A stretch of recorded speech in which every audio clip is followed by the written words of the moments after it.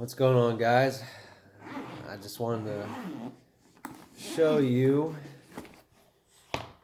a cool little upgrade I got in today from Kenny Hutton for the Futaba 16IZ. Now, in the first video I mentioned the radio is a little slippery here. I wish it had like some grips that you could grab onto just a little bit more. And the next day, Kenny Hutton didn't even watch my video yet, and he mentioned that he made some pads that go on the back here. So I got them, and they're just these printed pieces here with some double-sided sticky tape.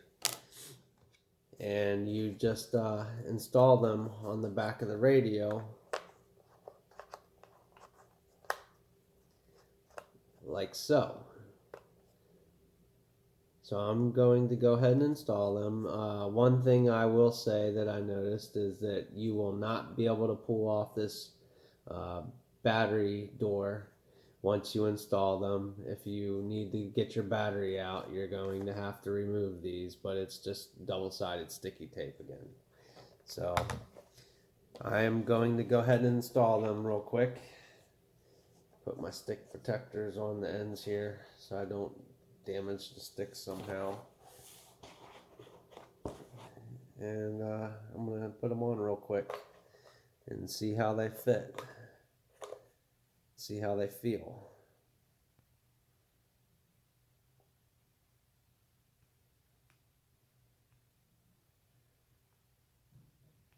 Yeah, give me a second here. I just cut my fingernails, so it's hard to get this off.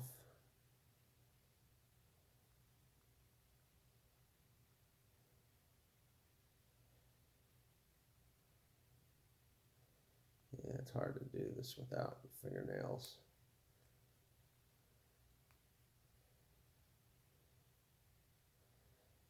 I need those Coke style fingernails to get this thing off. There we go. There's one off.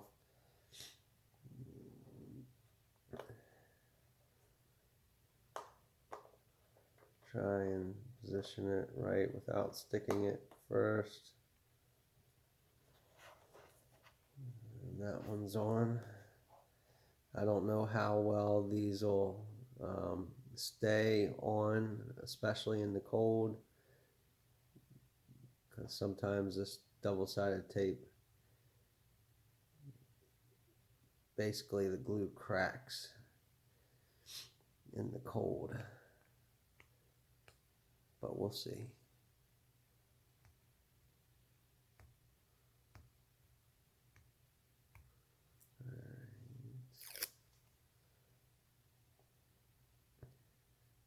And Kenny, I appreciate this a lot, man. I love getting cool stuff in the mail like this to test out.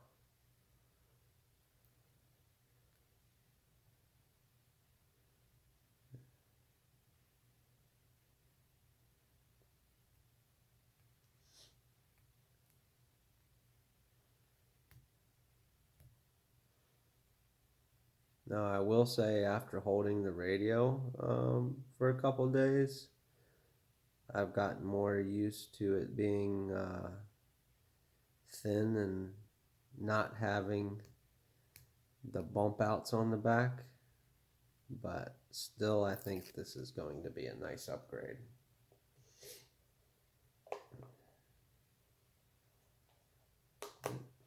Move out a little bit.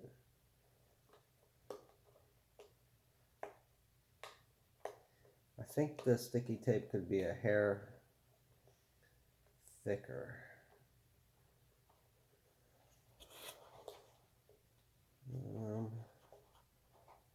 So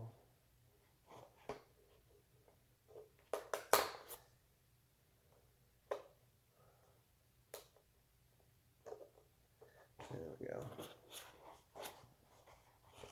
All right. got them installed on the back, and as you can see, you're not gonna be able to pull these covers off to adjust your stick tension, so you're gonna want to do that before you install these, and also you're gonna have to pull them off if you need to pull your battery cover off. But they're really kind of right where your fingers grip the radio, and they definitely make the radio feel thicker there. I think they might go in just a hair too much. I kind of would like the bulge to be out here more and not so much in, but they feel great.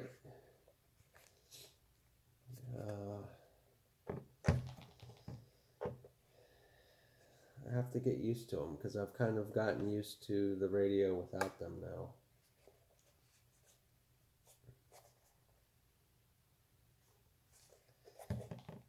And they got this like kind of ridges, which allows you to grab them pretty good. So here's one thing people mentioned a lot and asked me about quite a few times is how does the how does the switches feel? And I have to say, to me, the placement of the switches feels perfect to me. When I was flying the V control, I was having to basically take my finger off the stick and hit my telemetry buttons, etc. And that is kind of dangerous when you're flying. So for me, I'm a thumber, and I hold my hands basically just like this. And if I need to hit throttle hold, I just take my finger like this, or this is throttle kill. I just take my finger like that and hit throttle kill. My idle ups I keep right here in front of it, and I pull it back to go in the bank, into higher banks, and go all the way down and go to normal. Throttle kill, throttle hold. That's how I hold the transmitter, and it feels perfect to me. I know guys that like to pinch, and I'm not even exactly sure how they hold the radio, but I believe it's something like this is the normal way they hold the radio. And yes, if you hold the radio like this, the switches are definitely too close to each other. Unless you got really skinny fingers, but mine, if I have small fingers, and if I push my finger all the way down, it moves that switch. So I believe a lot of guys I've heard remove one or both of these back switches here. But for the way I fly, it's perfect, Works great for me. But yeah, Kenny, they feel good. So if any of you guys grab this transmitter and you feel like it's a little too thin for you, and maybe your hands are a little bigger, so you want to reach in, your fingers want to reach in more when you hold the transmitter, you're going to like these, I think. So I'm going to try them out for a while, and I'll give you guys an update. Thank you. Thanks, Kenny. Guys, I just wanted to add one more thing, and that is this is a screen protective film that came with the radio. It was oversized, I would say about 3/16 of an inch all the way around. and it has a little tab down here so you can grab it and peel it off. Um, Instead of throwing this film away, or leaving it like kind of fitting like loosely where it's going to get dust under it and all that other dirty crap and end up scratching your screen, what I did was peeled it off and I cut it to the exact dimensions of the screen. And then I got it wet underneath the with some regular water under the sink, and I slid it into place and fit it perfectly. And you can see there's still, I'm trying to focus here. It's hard. It doesn't want to focus on this. There's still some bubbles, which should eventually come out. But even if they don't, you literally cannot see these bubbles at all when the screen is on. That you cannot pick them up in any certain light or angle that I've been able to see with my own eyes. Besides when you go very far like this and you got smudges all over it, you can kind of see them like that. But when you're looking at the transmitter, it literally looks like there is no screen protective film on it at all. It looks really, really good. So if I ever want to take it off, I'm gonna have to get a pick and just grab the edge of it and pull it off. But I think this is the way to go. You don't need to buy um, screen covers. You can just do what I did and save a little bit of money and get going right away.